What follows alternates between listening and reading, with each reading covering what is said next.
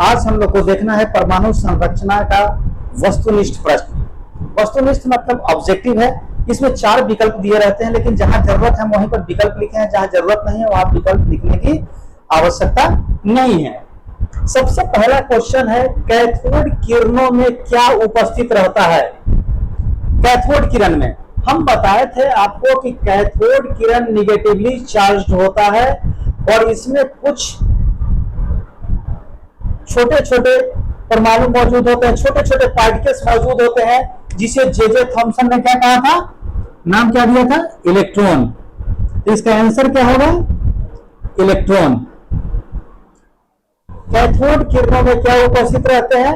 तो electron cathode किरणों में विद्यमान होता है। इसमें विकल्प हम लिख दिए हैं, केवल द्रव्यमान, केवल आवेश, आवेश और द्रव्यमान। हम अभी बताए कैथोड किरणों में इलेक्ट्रॉन होता है और इलेक्ट्रॉन पर आवेश कितना होता है? -1.6 into 10 to the power -19 coulomb. ये आवेश है। और द्रव्यमान भी हम बता चुके हैं 9.1 into 10 to the power -31 kg। तो इसमें दोनों मौजूद होता है, आवेश तथा द्रव्यमान दोनों। कैथोड किरणों में विद्यमान होता है आवेश भी और द्रव्यमान भी, चूंकि उसमें आवेश होता है। किस तत्व के परमाणु में न्यूट्रॉन नहीं होता है? तो एक ही तत्व है जहां पर न्यूट्रॉन नहीं होता है, उसका आंसर क्या है? हाइड्रोजन। क्या है? हाइड्रोजन। हाइड्रोजन में हम बताए हैं कि एक प्रोटॉन, एक इलेक्ट्रॉन और न्यूट्रॉन अनुपस्थित रहता है। कक्षा का ऊर्जा स्तर हम बताए थे कि अगर यहां नाभिक है, न्यूक्लियस है, तो न्यूक्लियस से जैसे जैसे दूरी पर जाएंगे वैसे वैसे के एल एम एन यह कक्षा को दर्शाते हैं, और एनर्जी जैसे जैसे आगे की तरफ बढ़ेंगे ऊर्जा बढ़ेगा। तो कक्षा का ऊर्जा स्तर क्या होता है? नाभिक के नजदीक वाला में सबसे कम, और जैसे जैसे नाभिक से दूर चले जाते हैं वैसे वैसे ऊर्जा बढ़ता है। तो यहां हम उसी तरह तीर से लिख दिए हैं, ऊर्जा बढ़ता है। जैसे जैसे नाभिक से दूर जाएंगे उस कक्षा की ऊर्जा बढ़ेगी।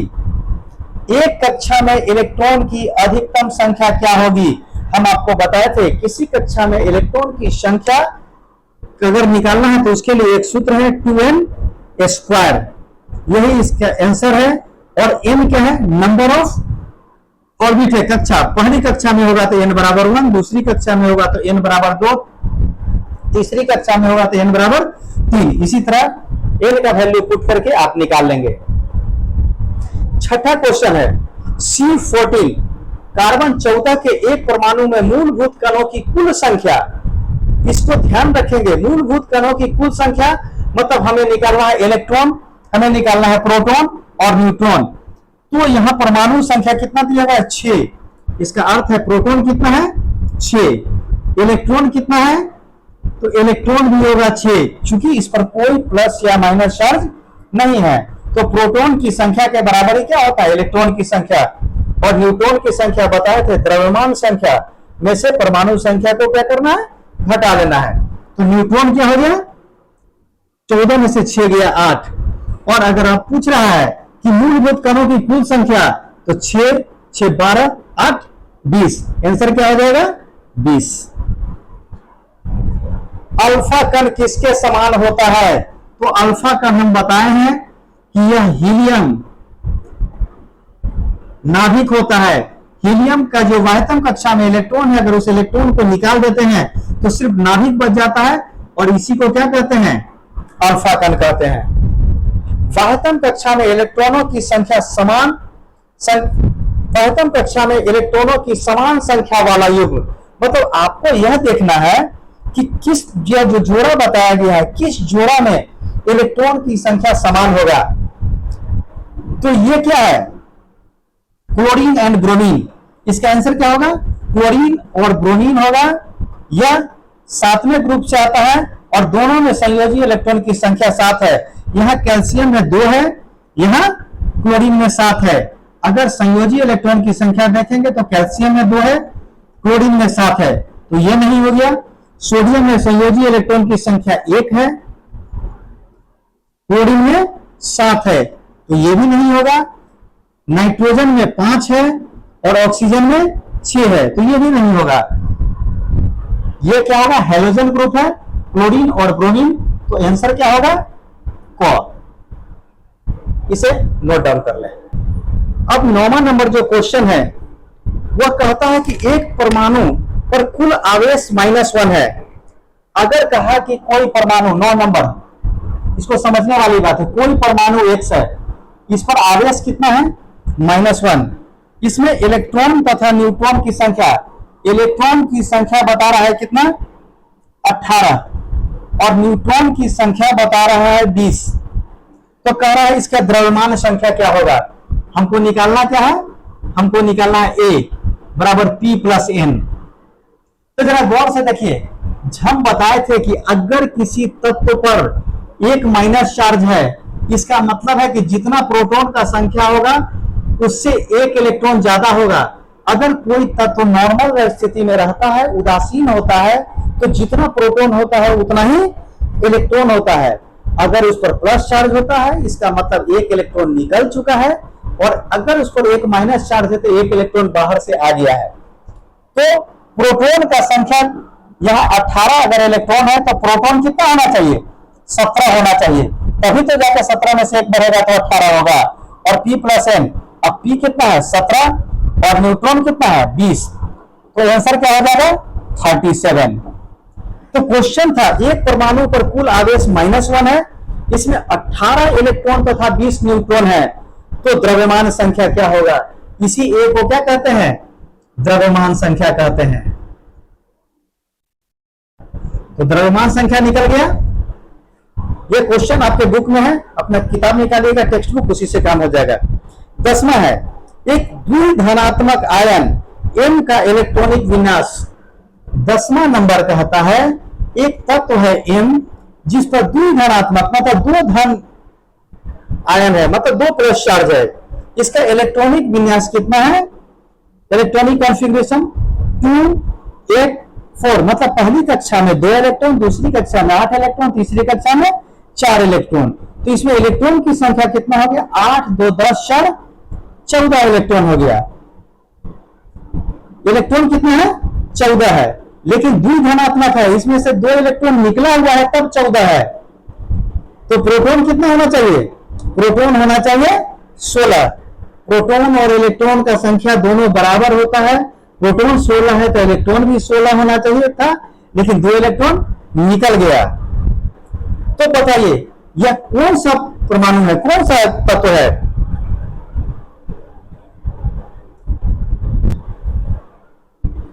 तो सॉरी, कहता तथा परमाणु भार 56 है। ये कितना दिया गया है, इसमें 56 दिया गया है। प्रोटॉन की संख्या 16 है और ये कितना है, 56 है। तो इसके नाभिक में न्यूट्रॉन की संख्या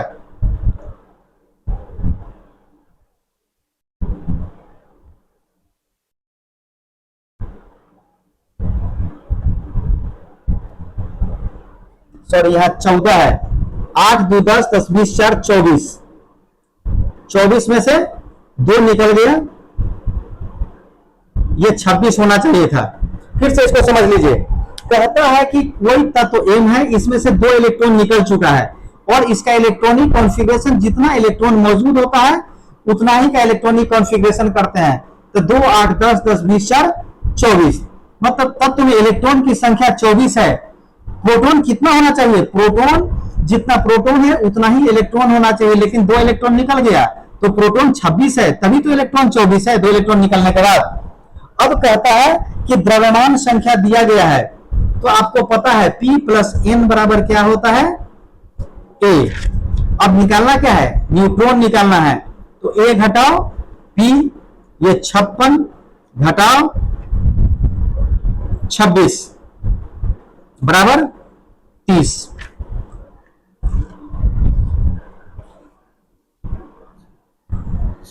अब 11 नंबर क्वेश्चन कहता है कि एक तत्व दिया गया है पोटेशियम के, परमाणु संख्या 19, द्रव्यमान संख्या 40, इस पर एक माइनस चार्ज है। इसमें कहता है इलेक्ट्रॉन की संख्या बताइए। इसमें क्या निकालना है? इलेक्ट्रॉन की संख्या निकालना है। हमको पता है Z बराबर 19, परमाणु संख्या 19 है, तो प्रोटॉन भी कितना होगा? 19 ही होगा। लेकिन इलेक्ट्रॉन कितना होना चाहिए? होना चाहिए था 19, लेकिन एक माइनस चार्ज है, इसका मतलब एक इलेक्ट्रॉन बाहर से आ गया, तो इलेक्ट्रॉन की संख्या कितना हो गया? 20। आंसर क्या हो गया? ख। 12 नंबर क्वेश्चन, परमाणु के नाभिक के नजदीक कौन सी कक्षा होती है? हम बताए थे कि यह नाभिक न्यूक्लियस है, इसके चारों तरफ इलेक्ट्रॉन किसी खास कक्षा में परिक्रमा करती है। पहली कक्षा को K, दूसरी कक्षा को L, तीसरी कक्षा को M, चौथी कक्षा को N कहते हैं। तो नाभिक के नजदीक कौन सी कक्षा होगी? तो कक्षा K या 1, पहली कक्षा। जो विकल्प होगा उस आधार पर लिख देंगे। नंबर 13, किस कक्षा या सेल में इलेक्ट्रॉन की सबसे कम संख्या होगी? तो सेम आंसर के आधार पर नाभिक से जैसे जैसे दूर बढ़ते चले जाएंगे उसमें इलेक्ट्रॉनों की संख्या बढ़ती चली जाती है, क्योंकि किसी कक्षा में इलेक्ट्रॉन की संख्या क्या होती है? 2n²। तो आंसर क्या होगा? कक्षा 1 या K। इसमें इलेक्ट्रॉन की संख्या क्या होगी? सबसे कम होगी। इसी सूत्र से निकलेगा।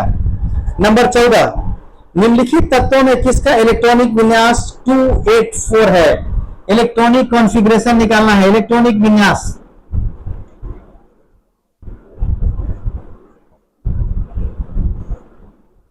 इलेक्ट्रॉनिक विन्यास कितना दिया गया है? 284, अर्थात 8 2 10 4 14। इसमें इलेक्ट्रॉन की संख्या कितनी है? 14 है। अगर इस पर कोई प्लस या माइनस चार्ज नहीं होगा तो प्रोटॉन भी 14 होगा और Z भी क्या हो जाएगा? 14 ही होगा परमाणु संख्या। अर्थात यह 14 किसका होता है? सिलिकॉन। तत्व कौन सा है? सिलिकॉन है। 15, कहता है कि अक्रिय गैस कौन है? इसमें दिया गया है अक्रिय गैस। विकल्प में दिया गया है नाइट्रोजन। तो नाइट्रोजन अक्रिय गैस निकालने के लिए आपको क्या होना चाहिए? इसके बाह्यतम कक्षा में इलेक्ट्रॉनों की संख्या 8 होना चाहिए। तो नाइट्रोजन में कितना है? 5 है, क्लोरीन में 7 है, ऑक्सीजन में 6 है, एक जेनॉन है। आपके जो विकल्प दिया गया है उसमें जेनॉन, क्योंकि इसमें से 3 विकल्प छट रहा है। नाइट्रोजन, इसका परमाणु संख्या 7, तो बाह्यतम कक्षा में 5 इलेक्ट्रॉन, 2 5। क्लोरीन का 17, तो 2 8 10 7 17, बाह्यतम कक्षा में 7 इलेक्ट्रॉन। और ऑक्सीजन का 2 और 6 8, परमाणु संख्या 8 होता है, तो इसके बाह्यतम कक्षा में 6 इलेक्ट्रॉन है। तो 3 विकल्प हट गया। आंसर क्या हो गया? जेनन। तो यह वस्तुनिष्ठ प्रश्न था। अब कहता है रिक्त स्थानों की पूर्ति करें। रिक्त स्थानों की पूर्ति करें।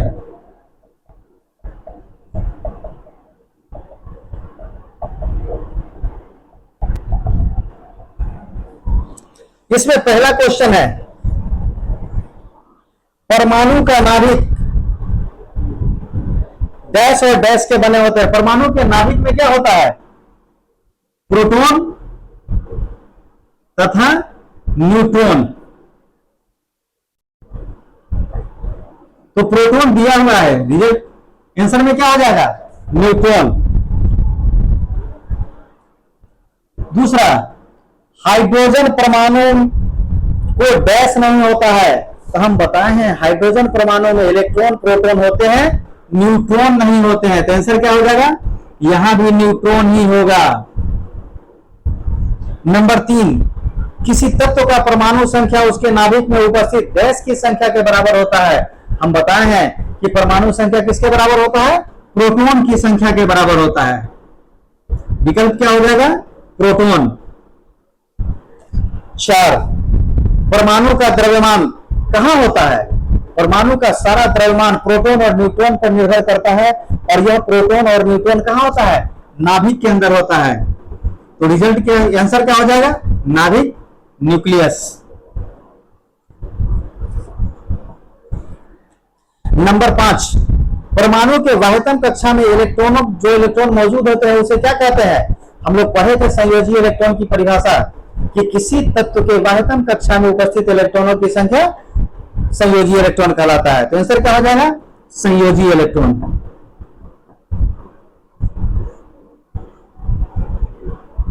इसी को वैलेंस इलेक्ट्रॉन कहते हैं।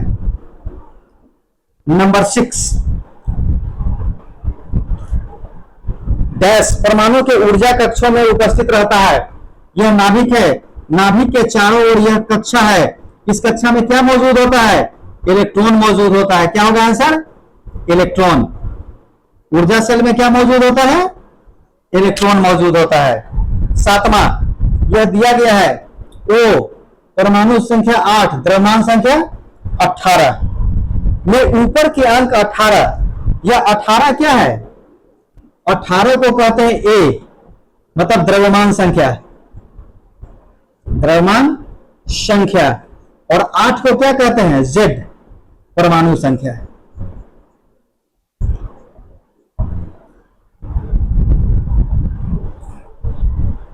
8वां,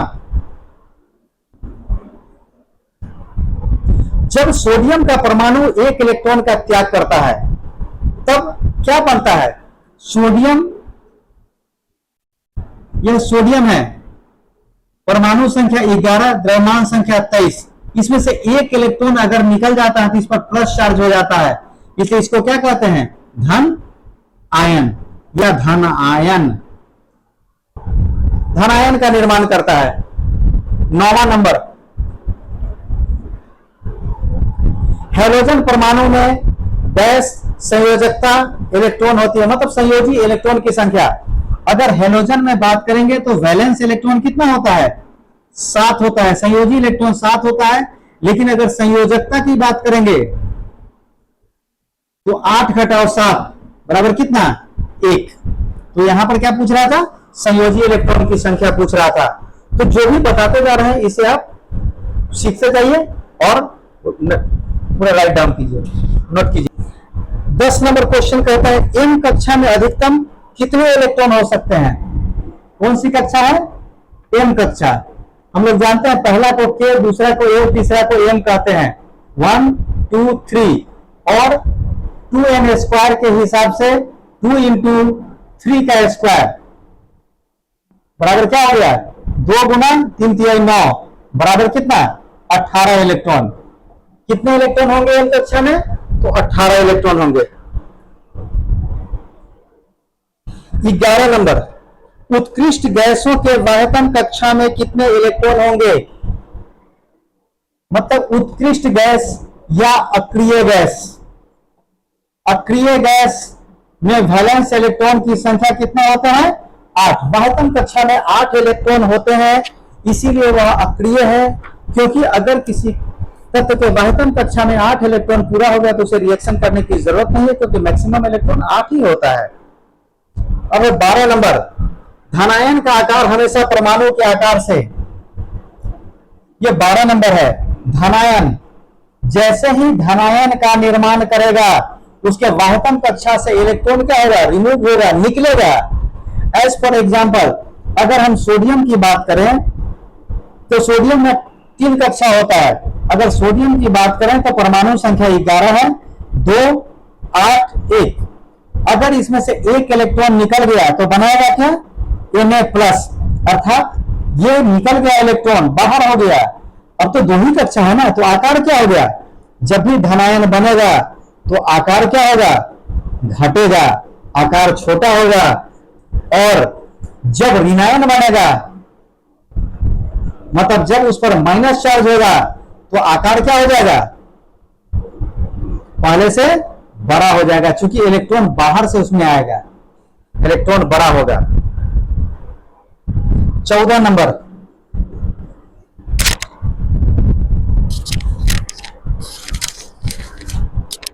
परमाणु संख्या को डैश द्वारा सूचित करते हैं। हम किसी भी परमाणु को अगर लिखते हैं तो नीचे लिखते हैं Z, ऊपर लिखते हैं A। हम आपको बताए हैं परमाणु संख्या को किससे दर्शाते हैं? जेड से। तो 14 ये हो गया। और 15 कहता है परमाणु के नाभिक में डैश आवेश होते हैं। तो नाभिक में प्रोटॉन या न्यूट्रॉन होता है। न्यूट्रॉन पर कोई आवेश नहीं होता है, तो आवेश किस पर होता है? प्रोटॉन पर। तो नाभिक में कौन होगा? धन आवेश होगा। धन आवेश कहां पर होगा? तो नाभिक के अंदर होगा।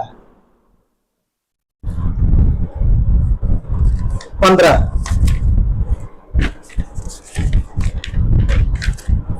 अब हम लोग को देखना है सही गलत।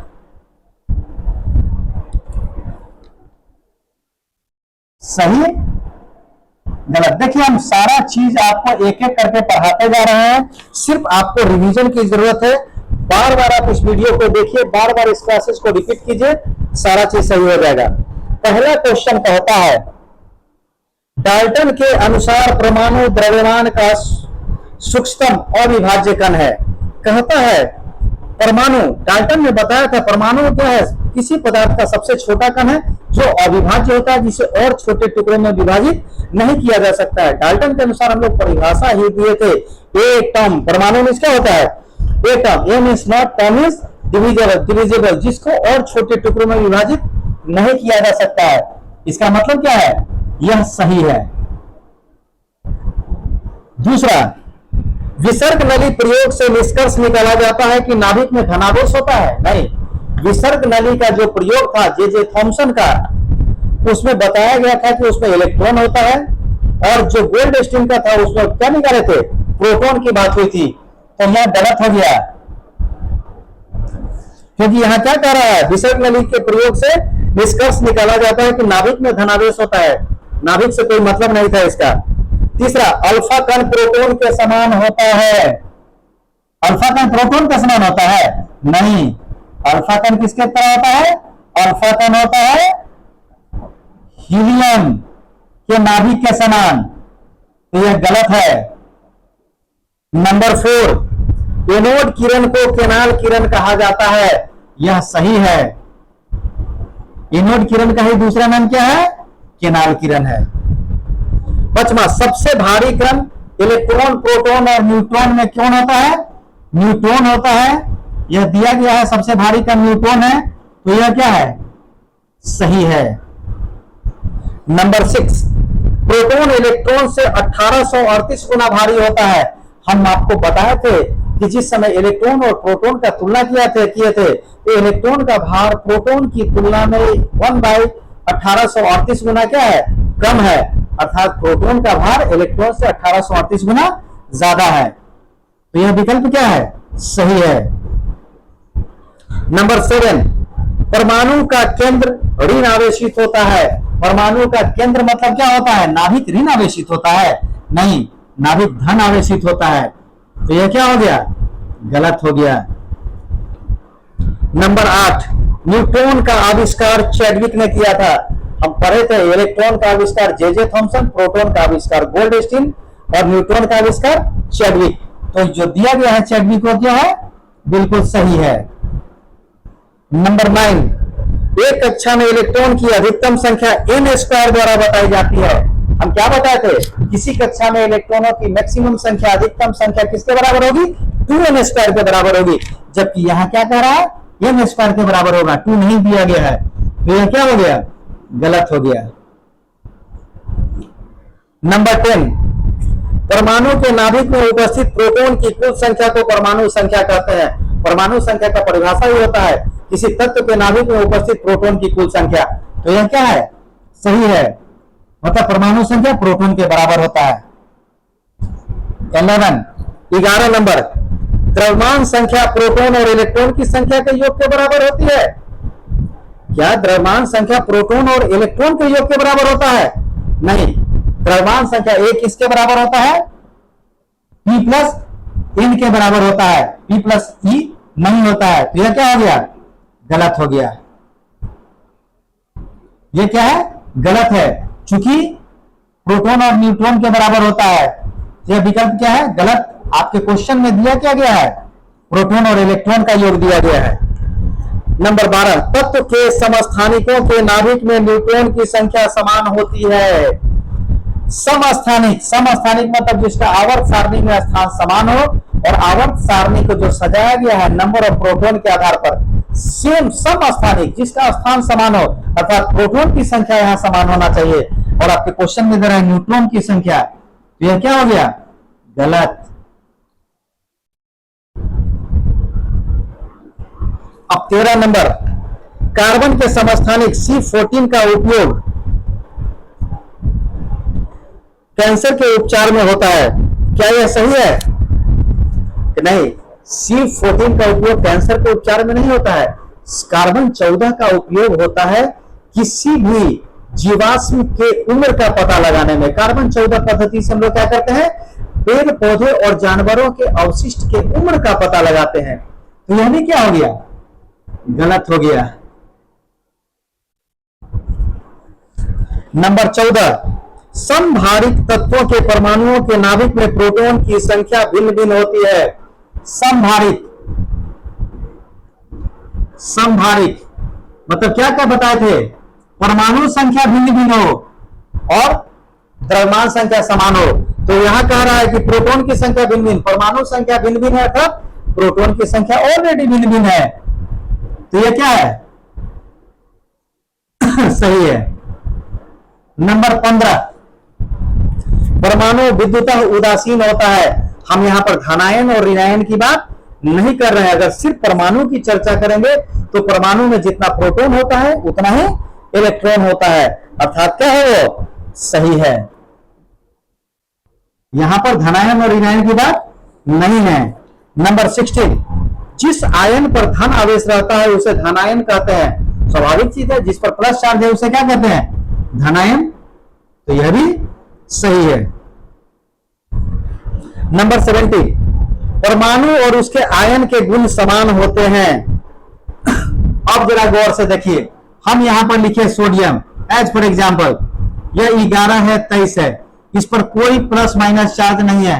यह एक परमाणु है, एक तत्व है, और इसी को दूसरा क्या कर दिए? ऑब्लिक देके कर दिए यहां सोडियम। यहां 11 है, 23 है, यहां पर एक इलेक्ट्रॉन निकल गया। यह आयन है। यहां पर बात करेंगे तो इसके आउटर मोस्ट ऑर्बिट में 2, 8, 1 इलेक्ट्रॉन है, अर्थात संयोजी इलेक्ट्रॉन कितना है? 1 है। लेकिन यहां पर क्या हो गया? 2, 8 जो एक बाहर वाला था वो निकल गया। अब इसके संयोजी इलेक्ट्रॉन की संख्या कितनी है? 8 है। क्या दोनों के गुण समान होंगे? इसके बाह्यतम कक्षा में 1 इलेक्ट्रॉन है, यहां पर 8 है, तो यह किसके तरह बिहेव करेगा? यह 10 की तरह बिहेव करेगा। चूंकि इसमें से 1 इलेक्ट्रॉन निकल चुका है और इसके आउटर मोस्ट ऑर्बिट में 8 इलेक्ट्रॉन है, यह अब अक्रिय गैस की तरह व्यवहार करेगा, जबकि यह मेटल की तरह करेगा। तो कहता है परमाणु और उसके आयन के गुण समान होते हैं? नहीं। तो 17वां क्या है? गलत है। इस तरह से आपका सही गलत भी हो गया। अब आता है अति लघुत्तरीय प्रश्न, जिसको हम पूरी तरह से चैप्टर को पढ़ा दिए हैं, सिर्फ उसे देखेंगे और आपका बनता चला जाएगा। और आज परमाणु संरचना पूरी तरह से फिनिश हो गया। फिर हम लोग जिस दिन देखेंगे या टेस्ट लेंगे उस दिन फिर से हम लोग इसका एक बार रिवीजन करेंगे, फिर टेस्ट लेंगे। चलिए आज के वीडियो में इतना ही। Thank you. पहले इसे नोट डाउन कर लीजिए। धन्यवाद।